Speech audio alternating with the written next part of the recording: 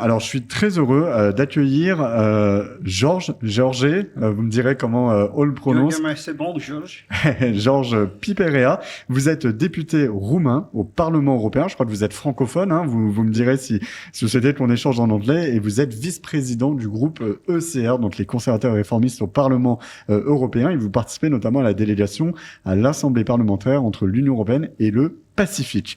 Et c'est très intéressant cette chronique sur les jeux vidéo et le numérique parce que vous souhaitez nous parler notamment de la loi DSA, le règlement sur les services numériques et notamment le règlement DMA pour Digital Market Act du 14 septembre 2022 qui est avec ce règlement sur les services numériques DSA, un des grands chantiers numériques de l'Union européenne. C'est bien ça?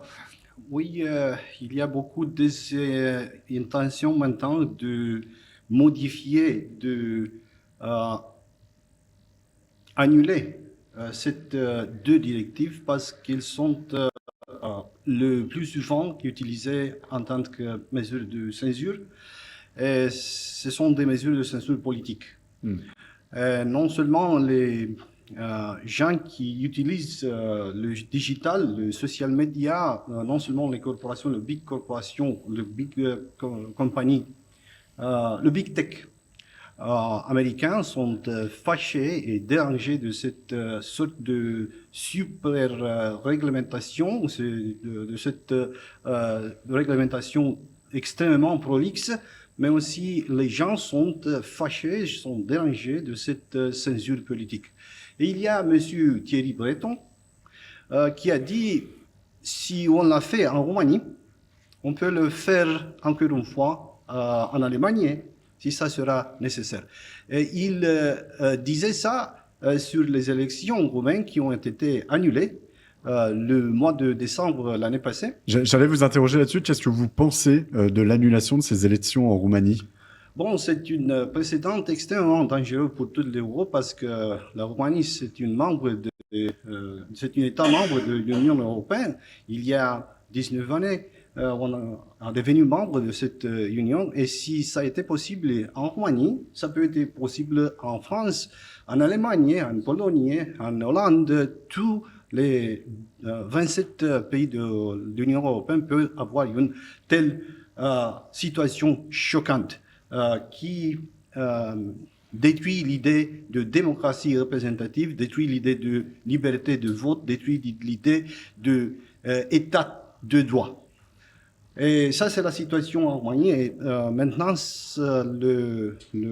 la population s'est extrêmement fâchée et dérangée sur l'idée de voir cette droit élémentaire qui a été considéré comme étant donné, mais qui maintenant se met en danger pour une raison qui est, excusez-moi, mais je dois le dire, stupide.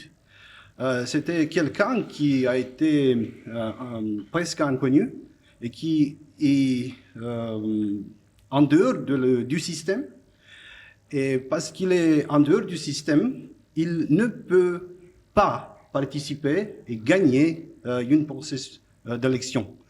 Et le système a réactionné, même avec les instruments, les services secrets, parce que il n'y a pas de faits, il n'y a pas de preuves pour cette annulation des élections, mais il y a seulement des notes informatives des services secrets. Pensez à quoi? À ça, parce que c'est complètement choquant d'avoir une décision si importante d'annulation d'un numéro de 9,5 millions de votes en raison des notes informatives des services secrets. Je répète, monsieur Thierry Breton a dit, sur la base de DSA, Digital Services Act, on peut faire ça aussi en Allemagne, on peut le faire en France, on peut le faire en Pologne, parce qu'on a cet instrument qui peut nous protéger, nous, le système, contre les inconnus. Et ça, c'est complètement contre toutes les constitutions européennes, mais aussi c'est complètement contre le traité de l'Union.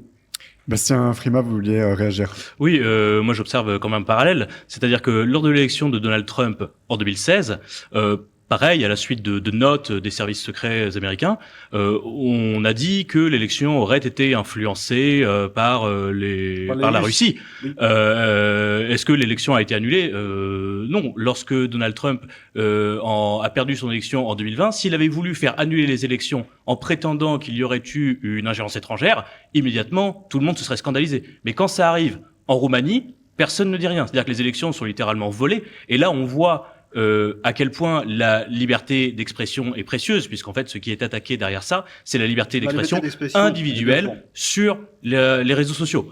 Et c'est la lutte que nous menons, que vous menez en tant que député conservateur au Parlement européen, c'est la lutte pour la liberté d'expression. Et vous avez connu ça en tant que Roumain au cours du XXe siècle, un régime totalitaire qui a occupé votre pays et qui empêchait les gens de s'exprimer. Et donc aujourd'hui, c'est sans doute une valeur que vous voulez sauvegarder par-dessus tout, la liberté d'expression. Le plus importante chose qu'on a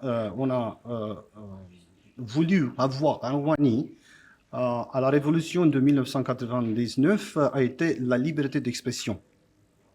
Bien sûr, la liberté économique, c'est importante, mais la liberté d'expression, c'est crucial. Et ce que se passe maintenant en Europe, c'est une danger extrêmement grave de perdre cette liberté d'expression. Et le DSA, c'est une sorte, c'est un instrument, c'est un outil pour la censure et c'est une voie de perdre cette liberté d'expression. Ce qui est extrêmement important maintenant en Roumanie et aussi en Europe est d'avoir une discussion très approfondie sur les raisons de cette DSA. Est-ce que la raison, c'est la protection des consommateurs, des services online? Est-ce que la raison, c'est la protection de la concurrence loyale entre les commerçants et entre les compagnies? Ou la raison insidieuse, c'est de censurer, de protéger le système contre les inconnus, les nouveaux venus? Est-ce que le spirit de cette régulation, de cet acte de l'Union européenne, c'est d'avoir une commerce online qui est amical avec les consommateurs, ou est-ce que cette directive, cet règlement, c'est là-bas pour avoir un instrument utile de censure? Et pour ça, je pense qu'on doit commencer ici, à Paris, parler de l'annulation de cette DSA, parce que c'est extrêmement dangereux.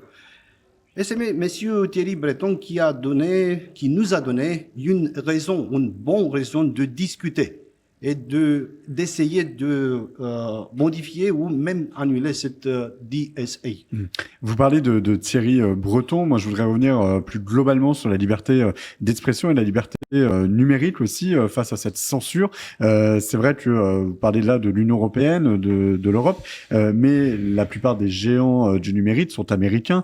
Facebook, Twitter, Google, on l'a vu, et des propriétaires comme Elon Musk et Mark Zuckerberg sont américains. Est-ce que la montée en puissance, notamment d'Elon Musk, vous rassure sur la liberté numérique?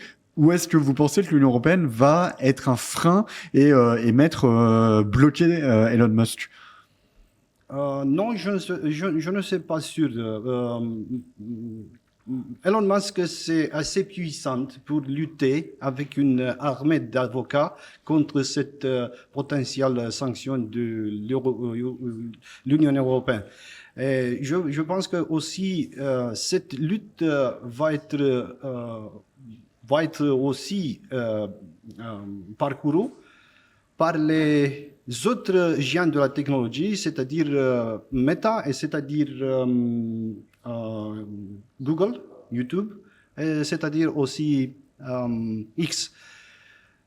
Mais ce qui est important, c'est que dans cette lutte entre monsieur Elon Musk et l'Union européenne, ce sont nous qui vont souffrir des dommages et aussi des peines.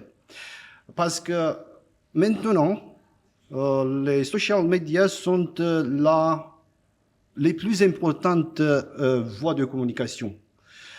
Si on n'existe pas sur le social media, on n'existe pas vraiment. Parce que la puissance de cet réseau média, de social media, c'est tant puissante, c'est tellement grave dans ce moment-là où on est aussi intéressé à avoir une sûreté que cette social media maintenant se maintenir et avoir la possibilité de communiquer. Et parlant de TikTok par exemple, je ne suis pas du tout, une fan de TikTok. Pourquoi? Parce que TikTok c'est un instrument de censure de type chinois. Et aussi, TikTok, c'est une plateforme où il y a beaucoup de dangers pour les enfants et aussi beaucoup de dangers pour la santé de l'économie et la santé de la fiscalité.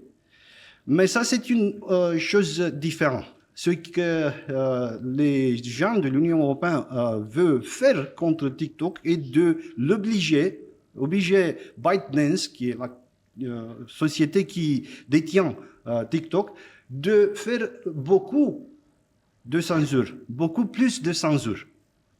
Ce qui est important maintenant est d'avoir une TikTok qui est transparent et qui ne pratique plus la censure, et non de le faire censurer de plus. Ça c'est certain. Et il y a aussi un très grand problème maintenant avec la lutte contre l'administration de M. Trump et l'administration de Frau von der Leyen. Je ne sais pas si ici en France, cet fait est connu. Frau von der Leyen a eu une speech au Forum économique du Davos, au Forum économique mondial de Davos, et elle a dit que l'alliance avec l'Amérique c'est pas plus important.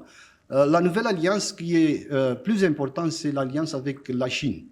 Ça, c'est complètement choquant. Madame von der Leyen aussi a dit que si l'administration Trump veut lutter contre l'Union européenne avec les instruments douaniers de tarifs commerciaux, l'Union européenne va avoir une contre-mesure de lutter avec l'administration de Trump par le biais des taxes douanières et taxes tarifs commerciaux. Et ça veut dire guerre commerciale. Guerre commerciale qui va se dérouler contre les alliés de l'OTAN. Et c'est stupide et complètement ridicule parce que on est important pour les États-Unis, mais aussi les États-Unis sont importants pour nous. Parce que si on a un danger de guerre avec, par exemple, la Russie, qui est plus puissante maintenant qu'il y a 3 années, on doit avoir comme allié les États-Unis, même l'administration Trump. Ce qu'on peut faire, c'est que les conservateurs ici en France, en Europe, être un intermédiaire avec pour cette discussion, dialogue qui est maintenant impossible. Pourquoi? Parce que M. Trump a dit vous m'avez fâché, vous avez été contre moi et pour M. Biden, et c'est la raison pourquoi je ne discute avec vous. Et je discute directement avec les États membres dans des discussions bilatérales. Et ça veut dire pratiquement détruire l'unité européenne. Et c'est le mauvais moment pour nous d'avoir cette unité de l'Europe détruite. C'est le mauvais moment. Merci beaucoup, monsieur le député européen Georges Piperea. Je rappelle que vous êtes député roumain au Parlement européen. Vous êtes vice-président du groupe ECR, les députés conservateurs et réformistes au Parlement européen. Et vous êtes à la délégation à l'Assemblée parlementaire pour l'Union européenne et le Pacifique. Merci beaucoup, c'était très intéressant et j'imagine que vous aurez le plaisir de venir à nouveau en plateau pendant ces journées de travail du groupe ECR.